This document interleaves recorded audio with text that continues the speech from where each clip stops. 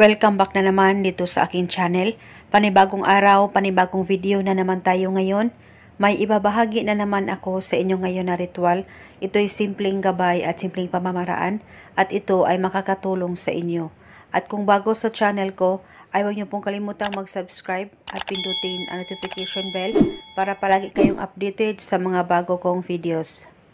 Gusto mo ba na ikaw ay palaging maalala at iisipin ng partner mo o ng mahal mo, malayo o malapit man kayo sa isa't isa? Yung para bang palagi kanyang mamimiss, kahit nag-uusap naman kayong dalawa, at yung palagi siyang sabik na sabik sa'yo, sa kahit na anumang oras. Gawin mo lamang itong ritual na ibabahagi ko sa inyo ngayon. Dapat kayo ay palaging naniniwala sa mga ganitong pamamaraan. At ang ritual na ito ay pwede mo ito gawin sa kahit na anong araw o oras na gusto mo.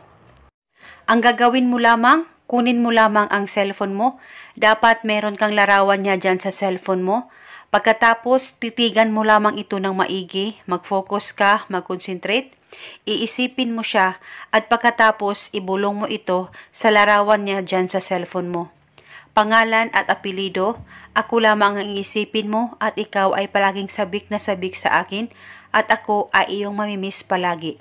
Ibulong mo lamang ito ng 3 beses at pwede mo padagdagan ang hiling, wala pong problema.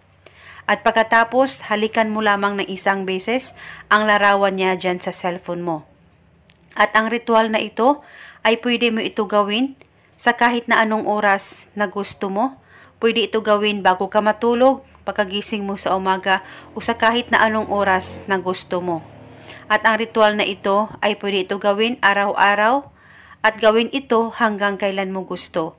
At paniguradong ikaw lamang ang isipin niya at ikaw ay palaging mamimiss at palagi siyang sabik sa'yo. At ito muna sa ngayon. Maraming salamat po sa panunood. May God bless.